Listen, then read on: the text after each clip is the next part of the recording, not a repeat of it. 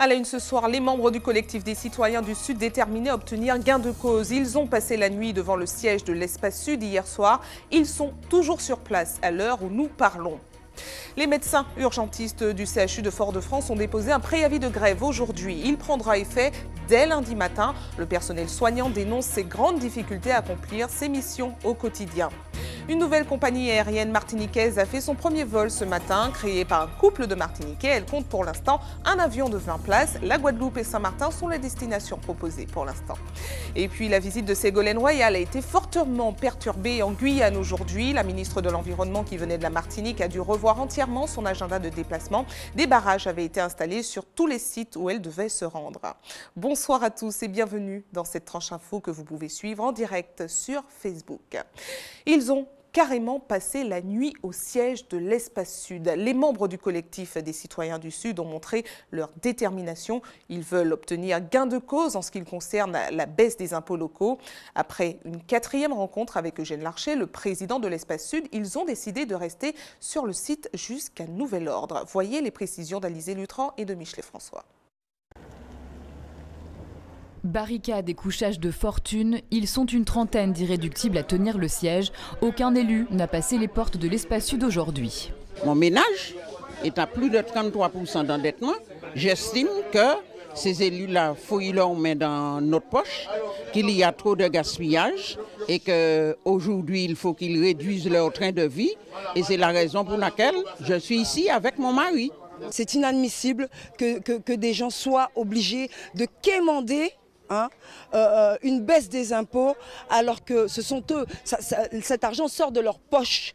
Moi je trouve que c'est écœurant, c'est inhumain.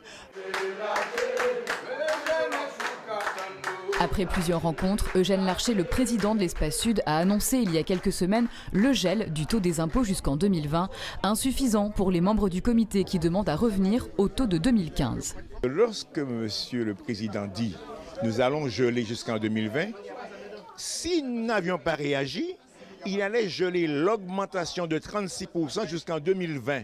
11 millions allaient être perçus jusqu'en 2020. Il s'est aperçu que c'était faramineux. Donc il est revenu, il est descendu déjà de moitié, mais lorsqu'on descend de moitié par rapport au taux de 2016, on continue à perpétuer une augmentation de 17% en 2017, 2018, 2019, 2020. Nous le disons maintenant que vous avez pompé 11 millions sur le peuple, nous vous demandons de revenir au taux 2015 pour que le peuple puisse au moins respirer après ce coup de massue qu'il aura reçu. Dans une tentative de conciliation, Eugène Larcher s'était engagé la semaine dernière à fournir aux contribuables le détail des comptes de l'Espace Sud, document qu'il n'aurait finalement pas présenté lors de la réunion d'hier. Nous pouvons travailler que sur des documents officiels. Il a demandé à son DGS tout simplement de nous fournir des chiffres verbalement. Nous ne pouvons pas travailler dans ces conditions. Nous voulons des documents sur lesquels effectivement sont actées des prises de décision, étant donné que M. Larcher, président de l'Espace Sud de l'exécutif, doit travailler comme un homme responsable. En fin d'après-midi, Eugène Larcher est sorti de son silence. Dans un communiqué adressé au comité des citoyens, il a dressé noir sur blanc la baisse du taux d'impôt qu'il propose aux contribuables. Il y précise également l'éventualité de saisir la Chambre régionale des comptes sur ce dossier. Les contribuables s'apprêtent, eux, à passer leur deuxième nuit sur place. Non, mais on va... Que se passe-t-il aux urgences du CHU de Fort-de-France? À peine 2 mois après le déménagement du service vers le nouveau plateau technique dans des locaux flambant neufs, le personnel crie déjà sa souffrance. Manque de moyens, un personnel insuffisant, un préavis de grève a été déposé aujourd'hui et devrait prendre effet lundi prochain. Voyez les précisions de Guy-Raphaël René. Des médecins urgentistes en grève, une situation très rare en France. Au CHU de la Ménard, ils ont déposé un préavis qui devrait prendre effet dès lundi prochain. Ça voudrait dire que lundi matin, les urgentistes n'assureront plus leur travail aux urgences. Il y a quelques remplaçants qui sont actuellement au service d'urgence qui nous aident à boucher les trous. Des remplaçants qui viennent de partout ailleurs en France, qui eux vont travailler normalement parce qu'ils ne sont pas en grève, ils ne sont évidemment pas concernés par cette histoire-là. Donc ne travailleront que les remplaçants. On a fait toutes les réunions possibles avec la direction pour essayer d'avoir des solutions aux différents problèmes sans jamais avoir de réponse satisfaisante. Une grève appelée des vœux des 24 médecins du service, soit 100% des urgentistes. Une participation révélatrice de mal-être unanime au sein de la structure qui vient tout juste de s'installer dans un nouveau bâtiment. Quand vous avez des médecins urgentistes qui commencent, hommes comme femmes, à pleurer dans les couloirs, quand il commence à y avoir des arrêts de travail, alors que ça n'existe pas des arrêts de travail chez nous, quand vous commencez à avoir des collègues qui parlent de suicide à cause de tout ce qui se passe, c'est que vraiment la goutte d'eau fait déborder le vase et que là c'est devenu complètement impossible. Les médecins d'urgence, vous nous verrez brancardés à la place des brancardiers. Vous nous verrez perfusés à la place des infirmières. Vous nous verrez déposer les plateaux pour faire pipi, combler les carences informatiques, de logiciels, des lits d'hospitalisation. Sauf qu'il y a un moment où on est dépassé par cette histoire-là. Des médecins en souffrance, victimes d'épuisement professionnel qui se retrouvent bien souvent impactés dans leur vie personnelle. Certains de leurs collègues auraient même atteint le burn-out. Hier soir, ils ont rencontré la direction qui semble ne pas être au fait de leurs difficultés. C'est très exceptionnel que la direction vienne dans les urgences. C'est très exceptionnel. Les relais qui devraient exister entre les services et la direction n'existe pas. C'est-à-dire que normalement, il devrait avoir des yeux et des oreilles, des gens qui savent ce qui se passe, ceux à qui on fait le retour de ce qui ne va pas. Ces gens-là devraient tous les jours dire à la direction tous les dysfonctionnements, tout ce qui ne va pas et les résoudre un par un. Selon certaines études, plus de la moitié de leurs confrères seraient en souffrance en France. Et pour la première fois en Martinique, ils projettent de le faire savoir lundi par un mouvement de grève. En bref, 4 élèves du collège de Corridon à Fort-de-France ont été pris en charge par les pompiers aujourd'hui. Une forte odeur ressentie dans l'établissement serait à l'origine de leur malaise. Leur état n'a pas nécessité d'hospitalisation et les élèves ont pu être récupérés par leurs parents.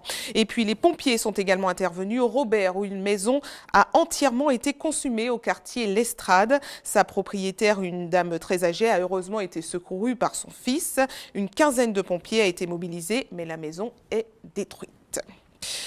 Nous sommes en pleine semaine nationale de mobilisation pour le don de moelle osseuse. Vous le savez, ça peut sauver des vies, mais comment? C'est ce que nous allons voir tout de suite avec Hélène Mandin, qui est responsable du Centre Donneurs Antilles. Bonsoir. Bonsoir. Merci à vous d'avoir accepté notre invitation. Alors, la greffe de moelle osseuse permet de traiter 80% des maladies de sang, comme les leucémies par exemple. Il ne faut pas confondre la moelle osseuse et la moelle épinière. Alors, comment on prélève la moelle osseuse? Alors, il existe 2 types de prélèvements quand vous êtes appelé pour une éventuelle greffe de moelle osseuse, soit donc directement dans la moelle osseuse au niveau des os. Dans ce cas-là, on va vous prélever au niveau des os du bassin, en bas du dos. Donc, ça va nécessiter une anesthésie générale. Vous allez être hospitalisé 48 heures et on va vous prélever votre moelle osseuse directement dans les os. La deuxième possibilité, c'est le don de ce qu'on appelle de cellules souches périphériques.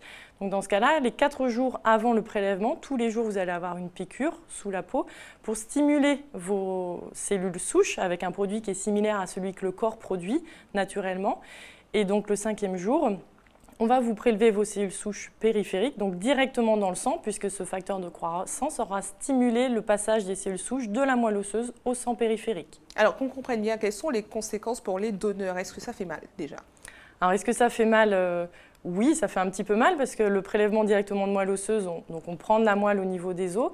Donc les personnes qui ont été prélevées disent que pendant quelques jours, vous allez avoir un peu mal au dos, en bas du dos quand vous allez vous asseoir. Et sinon, après le don de cellules souches périphériques, vous allez effectivement avoir quelques piqûres, les 4 pour stimuler vos cellules souches et puis après le prélèvement le 5e jour. Alors, ça fait mal, mais il est quand même particulièrement important de faire des dons en Martinique parce que c'est très difficile pour les malades de trouver des donneurs compatibles. Expliquez-nous. Oui, il faut savoir en fait que lorsque vous êtes inscrit sur le registre, on va vous faire ce qu'on appelle le typage HLA. Ce sont des analyses biologiques qui sont votre carte d'identité biologique. Ces données, c'est celles qu'on va entrer dans le registre et c'est comme ça qu'on va établir la compatibilité entre un donneur et un receveur qui est en attente de greffe. Et cette compatibilité-là est plus importante quand on est dans un même bassin de population. Donc effectivement, un patient en attente de greffe d'origine antillaise aura plus de chances de trouver un donneur compatible dans le registre antillais. D'où notre besoin d'inscrire toujours de nouveaux donneurs sur notre registre antillais. En revanche, on ne fait pas de don de greffe de moelle osseuse en Martinique directement? Non, les donneurs sont prélevés en Martinique, mais ensuite le greffon part pour le patient, donc qui est soit en métropole, soit dans un pays à l'international. D'accord, donc on fait le don ici et après on envoie avec le patient dans l'Hexagone, c'est ça? Le patient reste, pour le don de moelle osseuse, il est prélevé ici, le patient ne quitte pas la Martinique. Pour les cellules souches, effectivement, le donneur va partir en métropole et être prélevé en métropole, mais ensuite le greffon, il part pour le patient en attente de greffe, qui est anonyme, on ne sait pas de qui il s'agit et il peut être n'importe où sur la planète. Alors quels sont les critères pour être donneur? Alors, 2 conditions simples, être en parfaite santé, donc c'est ce que le médecin, lors de l'entretien avant de vous inscrire sur le registre, va déterminer au cours d'un entretien médical, et avoir plus de 18 ans et moins de 51 ans, sachant que l'on peut toujours donner jusqu'à 60 ans. Très bien. Merci à vous d'avoir répondu à nos questions. Parlons d'évasion maintenant avec une toute nouvelle compagnie chez nous. Ava Air propose des rotations depuis ce matin à destination de la Guadeloupe et de Saint-Martin. Il s'agit d'un projet mené par un Martiniquais et sa femme. Pour l'heure, la compagnie ne compte qu'un seul avion de 20 places. Louis Sabas vous le présente, regardez. Des gerbes d'eau pour accueillir l'avion de Ava Air. Une tradition pour chaque vol inaugural. Le Jetstream, pour sa première rotation officielle entre la Guadeloupe et la Martinique, a à son bord 4 passagers. Tous satisfaits de leur voyage avec la nouvelle compagnie. Je ne m'attendais pas à une telle qualité et surtout une telle réactivité. Je me suis trompé dans mon adresse mail pour récupérer à la réservation, on va dire. Et j'ai envoyé un mail dans la soirée et au réveil à 4 h du matin, j'avais déjà ma réponse et mon billet électronique. L'embarquement est sympa, c'est plus familial. À bord, c'est plus familial. C'est pour moi attrayant ça. C'est un gros argument. Par rapport à un gros avion, on est un peu noyé. Pour les voyageurs réguliers comme moi entre la Martinique et la Guadeloupe, c'est bien, c'est une offre supplémentaire. C'est pas forcément au détriment des autres, c'est un plus pour les passagers, d'avoir un peu de choix. Avec des vols aller-retour vers la Guadeloupe à 96 € toute l'année et quelle que soit la durée du séjour, Ava Air se veut low cost. La compagnie dessert aussi Saint-Martin et envisage d'ouvrir des lignes vers la Dominique, Saint-Vincent, la Barbade ou Trinidad. Des compagnies plus importantes sont déjà positionnées sur ces vols, mais le Jetstream, le bimoteur à hélice de 20 places, avec toilette, serait plus adapté à ce marché. C'est un module parfait pour pouvoir, je dirais, faire ce que les autres ne peuvent pas faire, c'est-à-dire transporter 10-15 passagers, ce n'est pas rentable dans un avion de 50 ou 70 places. Il consomme à peu près un peu plus de 2 fois moins qu'un ATR. Alors vous allez me dire, oui, mais il a moins de passagers. Oui, mais c'est vrai. Mais si vous prenez un ATR avec 15 passagers pour faire les mêmes destinations que nous, ce n'est pas rentable. L'arrivée de cette compagnie semble intéresser au plus haut point les agences de voyage. Elles y voient le moyen de réduire les tarifs proposés à leurs clients. Pour nous, agences de voyage, l'arrivée d'un avion basé en Martinique nous donne beaucoup de potentiel et nous sommes extrêmement contents parce que nous n'avons rien ici en Martinique pour pouvoir faire des affrètements, des vols ponctuels, des vols à la demande. Si vous me demandez comment nous faisions avant l'arrivée d'Ava, on n'a rien. Donc nous sommes obligés de faire venir un avion le plus près de Guadeloupe, qui fait que nous avons 1h10 de mise à place à vide que nous payons. Donc si nous les payons, les passagers les payent. Ava Air, c'est une équipe de moins de 20 personnes. Pour l'heure, elle n'a pas la prétention de faire de l'ombre aux autres compagnies, mais la petite dernière compte bien étoffer et compléter l'offre proposée aux voyageurs caribéens, à commencer par ceux de Saint-Martin, de la Guadeloupe et de la Martinique. Et puisque nous parlons du transport aérien, notez qu'un épisode de pollution en particules fines est en cours chez nous. La qualité de l'air était mauvaise aujourd'hui. Elle sera médiocre demain avec un indice de 7 sur une échelle de 10. Revenons maintenant sur la mobilisation du collectif des citoyens du Sud. Ils sont toujours mobilisés devant le site de l'Espace Sud. Alizée Lutran est sur place, on la retrouve tout de suite en direct. Alizée, quelle est l'ambiance autour de vous ?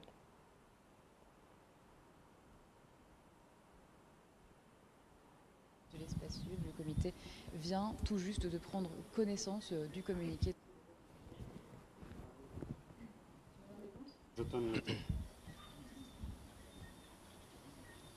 Maintenant. Alors écoutez Sabrina, ici une cinquantaine de personnes sont toujours réunies au siège de l'Espace Sud. Le comité...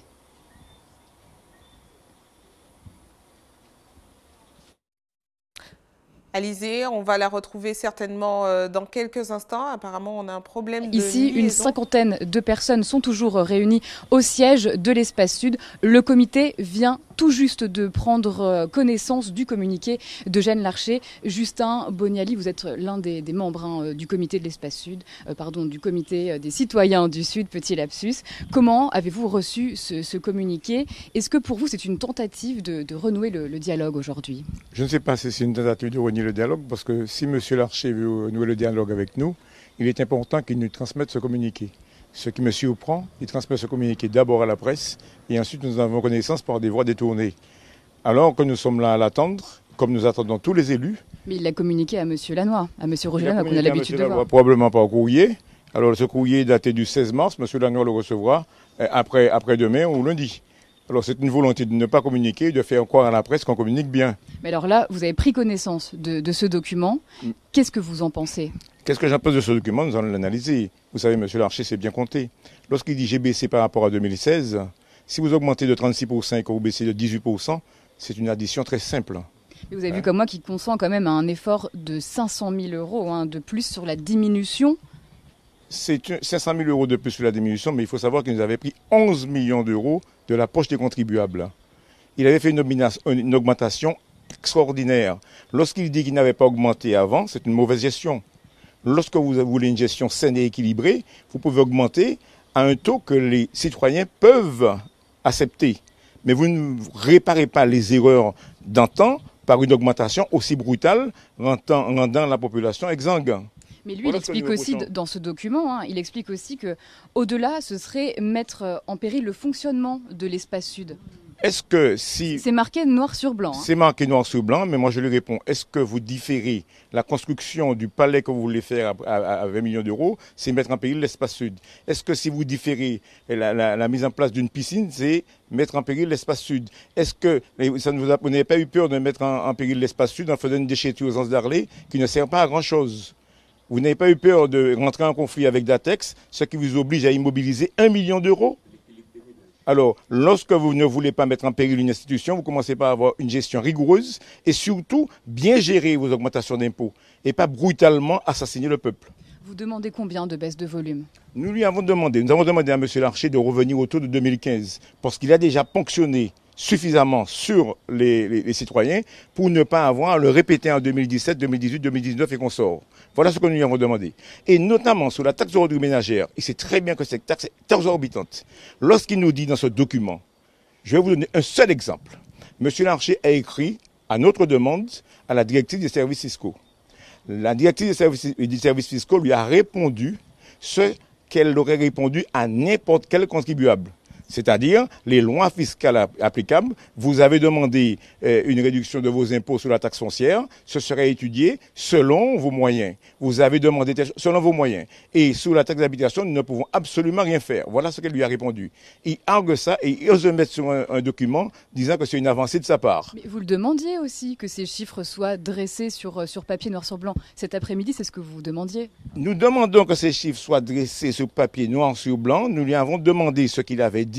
Il nous avait demandé de bien vouloir travailler avec lui, alors je ne sais pas si c'est un aveu d'incompétence, de bien vouloir travailler avec lui sur le compte administratif afin que nous puissions trouver des solutions pour sortir de cette crise. Est-ce que ce ne serait pas un pas en avant quand même de sa part? Ce serait un pas en avant, c'est pourquoi nous sommes là, nous l'attendons. Nous sommes prêts à discuter avec M. Larcher. Nous attendons tous les élus. Nous avons ouvert les portes dès 17h. Parce que nous avons rendez-vous demain avec tous les élus de l'Espace Sud afin que nous puissions travailler ensemble pour arriver à une solution honorable pour tout le monde. Nous offrons à M. Larcher une sortie digne. Et M. Larcher croit qu'en faisant de la communication, auprès des médias, il pourra redorer son blason. Je ne pense pas qu'il soit dans la bonne voie. Et nous l'attendrons encore. Quel est l'enjeu de cette rencontre avec les élus demain matin? Vous savez, très rapidement. Vous savez, ce n'est pas le président qui décide. Je pense que nous sommes dans une institution où il y a des élus. Les élus sont des élus du peuple. Alors, ils ont été mis là, ils ont mis en place un président et ils doivent ensemble travailler sur le budget. Alors, lorsque M. Larcher, si M. Larcher se comporte en potentat ou en oligarque, c'est son problème. Mais nous voulons que les élus prennent leurs responsabilités. Lorsqu'il y a 6 élus sur 12 qui nous disent « nous ne sommes pas d'accord avec cette hausse qui nous étrangle »,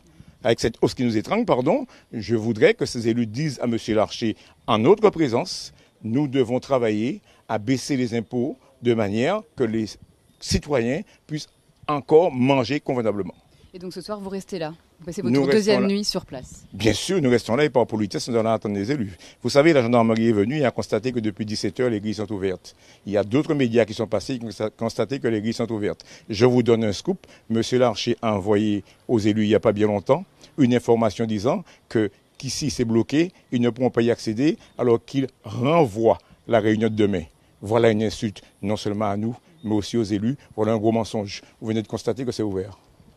Voilà donc Sabrina, on attend donc demain la rencontre avec les élus pour en savoir un petit peu plus. Merci à vous, Alizé Lutran. Partons tout de suite en Guadeloupe, où la route a été particulièrement meurtrière l'année dernière. 57 personnes y ont perdu la vie contre 17 de moins en 2015. Aujourd'hui, pour enrayer cette hécatombe, les forces de l'ordre se préparent à une grande journée de sensibilisation à la sécurité routière ce samedi. Voyez les précisions de Karine Diama. En 2016, 57 personnes ont perdu la vie sur les routes de Guadeloupe, soit 17 de plus qu'en 2015. Sur ces 57 tués, 11 ne portaient pas de ceinture de sécurité, 11 autres conducteurs de 2 roues ne portaient pas de casque. Concernant les facteurs extérieurs, la vitesse serait responsable de 42% des tués, contre 21% en France hexagonale. L'alcool, à lui seul, serait responsable de 51% des tués, contre 30% en France hexagonale. Si l'année 2016 a été synonyme d'hécatombe sur les routes de Guadeloupe, les autorités compétentes devraient multiplier les actions de sensibilisation, à commencer par celle du samedi 18 mars au vélodrome de Gourdeliane. Au programme, un village sécurité, mais surtout la formation de plusieurs cortèges composés de piétons, de cyclistes et de motards. Objectif, sensibiliser la population aux dommages collatéraux, handicap lourd, dépression, coût pour la société ou tout simplement le deuil. Nous restons en Guadeloupe avec une situation qui devient insoutenable pour les riverains du quartier Arnouville à Petit-Bourg. Ils sont confrontés quotidiennement au bruit et à la poussière. Les conséquences d'une usine de béton qui se trouve juste à côté, cela fait 10 ans que ça dure. Voyez ce reportage de Nathalie Dinan, Moïse Dexter et Patrick Curie. Alors là, quand fait nous sauter, nous quand les vents sous saut, les enfants au moins, ils sont malades de ça, ils ne peuvent pas. Ils ont sauté et maison au moins, ils ont sali toute la journée, ils font passer ça au pied, ils font nettoyer avec poussière là. Les résidents d'Arnouville-Ouest éprouvent un fort sentiment d'abandon et de désespoir. Entre nuisances sonores et pollution, le quotidien est devenu insupportable. Ils ne savent plus à quel saint se vouer. Nous avons demandé un petit bruit pour mettre dans nous, ainsi que nous avons un problème de poussière qui a sorti à dans cimenterie. À dans une artisanale là en ville, ainsi que on a l'âme sonore qui a gêné nous 24 heures sur 24. Et tout ça nous a fait pétition côté site, nous a fait tout ça a été ni à faire. Pour nous pas qu'à faire rien dans nous à ville, nous c'est un côté qui est oublié, c'est un secteur oublié. Alors donc nous pas savoir là pour nous tourner nous parce que nous sommes vraiment marre de cette situation là ça. Alors nous j'ai la mairie, nous j'ai fait tout ça a été ni à faire. Nous pouvons nous prendre solution. Cimenterie là, nous avons un directeur là, donc il a envoyé nous balader pour ces entreprises avec marché. Il n'y a rien à reprocher parce que nous c'est pour nous sentir à faire. Vers qui se tourner? La ville, la justice? En attendant, chacune des parties se renvoie la balle.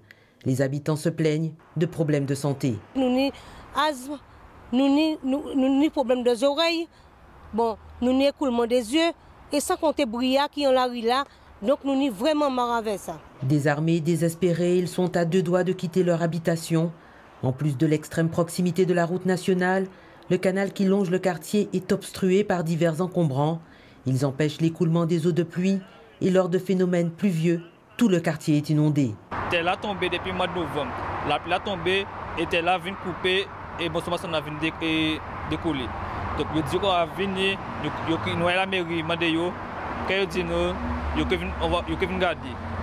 Donc, là, ils vont garder, ils prennent photo, ils ne voir rien qui fait. J'ai monté combien de fois? J'ai monté presque 6 fois, 7 fois. J'ai monté là. Et les montés, ils ont monté, l'eau a traversé le côté chimé là. Et tout le quartier a gagné l'eau après ça. Donc, tout le monde est capable d'habiter, Et le pet bétail, ça fait bail. Les habitants d'Arnouville les plus touchés ont tenu à dénoncer cette situation. Ils attendent un geste, un signe concret de la municipalité. Direction la Guyane, où un collectif de citoyens accompagnés de socioprofessionnels ont mené une opération coup de poing très tôt ce matin. Des barrages ont été érigés à l'entrée de la CTG, de la préfecture et de tous les sites sur lesquels devait se rendre la ministre de l'Environnement aujourd'hui. Un moyen pour les manifestants d'alerter Ségolène Royal sur la situation économique du territoire qui serait catastrophique. Voyez ce reportage de Jonathan Larieux. C'est ce matin très tôt que les manifestants se sont déployés à plusieurs points stratégiques des services de l'État. Leur objectif, faire réagir l'État français face aux difficultés du département. Devant les locaux de la CTG, plusieurs camions bloquent l'entrée. Plusieurs manifestants sont présents, socioprofessionnels et différents chefs d'entreprise. Le parc amazonien de Guyane, mais aussi la préfecture de Cayenne, dressent le même bilan. J'espère que ça ira plus loin, tout simplement parce qu'il faut qu'on montre à ces représentants du gouvernement qui viennent en Guyane que la Guyane n'est pas simplement un fond d'écran qu'on peut utiliser à sa guise, mais qu'il faut réellement faire des choses pour le territoire. Ça fait longtemps qu'on discute en fait, ça fait longtemps qu'on écoute, ça fait longtemps qu'on se fait balader, donc arrivé à un moment, je pense qu'il faut vraiment avoir une posture ferme et dire d'accord, on peut écouter, mais jusqu'à une certaine limite. Le président Rodolphe Alexandre a souhaité rencontrer les manifestants. Avec l'arrivée de la ministre de l'Environnement Ségolène Royal, il est important selon lui d'établir un cahier de revendications dans l'immédiat. Nous devons être ensemble pour répondre à la grande interrogation de tous les Guyanais, notamment des chefs d'entreprise et socioprofessionnels. Cette situation, on n'a pas manqué de le souligner. Il y a une crise structurelle, tant sur le plan financier que sur le plan de la trésorerie. Donc ils ont profité de cette situation pour poser le problème. Alors je veux bien, je ne serai pas contre mon pays, je ne serai pas contre les chefs d'entreprise. Mais il y a un moment, il faut dire par où on commence la grève et par où on lève la grève. Alors s'ils veulent nous suivre sur le pacte d'avenir, sur la commande publique, sur les fonds européens, ça on peut trouver des solutions parce que nous avons des propositions qui n'ont pas été écoutées au niveau de Paris. Avec l'arrivée de Ségolène Royal en Guyane, les manifestants laissent entendre une possible interpellation de la ministre, mais rien de sûr. Demain se tiendra une conférence de presse où l'on en saura un peu plus. Et la ministre de l'Environnement est arrivée en fin de matinée aujourd'hui à Cayenne et elle a dû, je vous le disais, revoir tout son agenda pour éviter les barrages. Entre autres, elle s'est entretenue avec les chefs coutumiers amérindiens et bushinangés pour aborder la problématique de l'orpaillage illégal. Restez avec nous à suivre dans un instant. Nous parlerons de la matinée Job Dating qui était proposée ce matin au Gros Morne. 27 chefs d'entreprise ont proposé des emplois aux jeunes de la commune et des environs. Et puis dans notre JT des communes, Hubert Bornil vous emmènera à Morne-Calbas à la découverte d'une source ferrugineuse. Mais avant, parlons de cette rencontre poétique en hommage à Guy Tyrolien qui est prévue demain soir à la bibliothèque Schellcher. Il s'agit d'un poète guadeloupéen décédé en 1988. Le rendez-vous de demain sera rythmé par les interventions de deux invités, Roger Thompson et Suzanne Dracius. Ils en profiteront d'ailleurs pour présenter leur dernier ouvrage. Guy Raphaël René a rencontré Suzanne Dracius qui vous explique ce qui se passera demain. Regarde. Ça sera une soirée qui est d'abord dans le cadre du Printemps des poètes. Alors bon, chez nous, c'est plutôt le carême des poètes, mais c'est cette grande opération qui a lieu aussi dans l'Hexagone. Et cette année, c'est aussi le centenaire de la naissance de Guy Tyrolien. L'auteur, évidemment, qu'on n'oubliera jamais, de la prière d'un petit enfant nègre. Ce qu'on connaît moins, ce sont les hommages, par exemple à Satchmo, la musique, le jazz, etc. En plus, il a été prisonnier pendant l'occupation. Il a été prisonnier pendant 2 ans avec Senghor. Et donc, il y a eu toute cette communication, cet échange entre eux, qui a bien sûr enrichi son œuvre, sa production. J'aime bien dire que j'aime bien que ce soit les poètes, pas poètes, donc Tyrolien qui a comme ça cette force dans son écriture. Je suis ravie de lui rendre hommage. Il y aura aussi donc, alors je ferai la présentation de mon dernier recueil de poésie qui s'intitule Scripta Manent. Et il y aura aussi Roger Thompson qui vient de publier un recueil intitulé Cartulaire archipélique. J'ai cette envie aussi d'expliquer comment je conçois la poésie aujourd'hui, qui n'est pas une poésie fermée, qui n'est pas quelque chose de vieillot, qui est quelque chose qu'on peut lire comme on lit le journal. Enfin, ma poésie, en tout cas, on peut la lire comme on lit le journal. Allez, on se rapproche un peu plus de vous. Nous passons à notre JT des communes.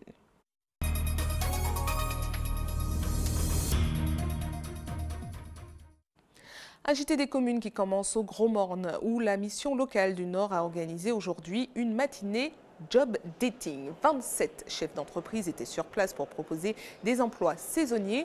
Une belle opportunité pour les jeunes de la commune et des alentours. Voyez les précisions recueillies par Alizé Lutran et Michelet François. L'idée, c'est comment on arrive à rapprocher ces deux personnes-là et faire en sorte que le jeune puisse apporter ses compétences à l'entreprise. Parce que nous avons beaucoup de jeunes talentueux, des jeunes qui ont des compétences, sauf qu'ils n'ont jamais eu l'occasion de montrer ou de valoriser ces compétences auprès des employeurs. Certains postes qui auraient dû démarrer en emploi, en job vacances, donc en emploi saisonnier, ces postes-là se sont transformés rapidement en CDD ou CDI parce que les jeunes correspondaient complètement et avaient des qualités professionnelles pour l'entreprise. Nous faisons aussi de l'accompagnement de ces jeunes par rapport à toutes sortes de problématiques qui pourraient venir freiner leur insertion. Donc pour nous, la mission locale, c'est de lever tous les freins périphériques permettant aux jeunes d'accéder à l'emploi. Et ce travail-là, nous le faisons en partenariat avec Pôle emploi, mais nous faisons aussi en partenariat avec Cap emploi pour les travailleurs handicapés. Il y a toujours cette peur quand on va déposer un CV, une lettre de motivation quelque part. Et nous, en tant que chef d'entreprise, on se doit de venir vers eux aussi et se présenter afin qu'ils puissent voir qu'on est accessible quand même. Parce qu'on a toujours une image du patron qui est inaccessible et qu'on a peur de voir, de rencontrer en tout cas. Et je trouve cette manifestation-là très bien. Donc je me suis déplacé vraiment pour les encourager et puis qu'ils puissent déposer leur CV en toute tranquillité. Direction maintenant Morne-Calebasse à Fort-de-France. Hubert Bornil vous présente ce soir une source d'eau ferrugineuse, c'est-à-dire très riche en fer. Elle se trouve en plein cœur du quartier. Regardez. Une halte en plein midi, en plein quartier Morne-Calebasse. Et là, je vous présente aujourd'hui l'une des merveilles, parce que ce quartier, il paraît qu'il en compte 27. Ça, c'en est une, cette eau ferrugineuse qui sort de la campagne, des bois carrément, et qui traverse toute la ville. L'homme qui nous reçoit est un natif natal de ce quartier foyalais aux 27 merveilles, pour reprendre l'une de ses expressions favorites. Ici, il y a beaucoup de choses à voir. Et l'idée, en fait, c'est créer un parcours de randonnée pédestre, randonnée touristique, et passer à côté de la forêt de Montgérald. Et passer à côté de la Desclie du Long, beaucoup de gens ne savent pas qu'il y avait une reine qui habitait là. Une eau ferrugineuse qui traverse Morne-Calebasse. À part les gens du coin, peu de personnes le savent. Une eau à qui l'on attribue évidemment de multiples vertus. Elle peut soigner beaucoup de maux, surtout les maladies de peau, les urticaires, la constipation, tout ça. Et ces herbes venaient régulièrement ici. Ces airs, les chimis, qui aiment beaucoup ici. Didier Laguerre, lorsqu'il est venu la dernière fois ici, il nous a dit qu'il faut qu'on fasse quelque chose avec cette eau-là. Le quartier a connu des personnages illustres, Aimé Césaire certes, le conteur Alain Légarès ou encore Eugène Mona. D'ailleurs, nous sommes tout près de son ancienne habitation. Les personnes qui habitent ici, les habitants qui habitent ici, ils tiennent tellement qu'on protège tout ça. Mais aujourd'hui, on veut que la population et d'autres personnes aient accès à ça. Et accès vraiment à cette richesse, parce que c'est tout près de Fort-de-France. En même temps... Puis on est en pleine campagne. Eh bien, on fait les deux. On est à la ville et en même temps on est à la campagne. Ce n'est pas encore les 144 marches, mais c'est tout comme, en tout cas, c'est ici que nous bouclons cette belle balade au cœur de Morne-Calebasse, le quartier en 6 ou en 9. Et puis, Vini Oued, l'eau ferrière. Une information pratique avant de refermer cette édition pour ceux qui souhaitent faire un don de sang demain. Notez qu'un camion de l'EFS sera stationné sur le parking du magasin de la Grande Récré de 13h à 18h à Ducos. Et puis comme chaque jour ouvré, une équipe sera également à votre disposition de 9h à 16h à la maison du don au CHU Pierre Zobda-Kitman au quartier La Ménard à Fort-de-France. Et c'est la fin de votre journal local et régional. Mais ne bougez pas, on se retrouve dans quelques instants avec Anche Peya. À tout de suite.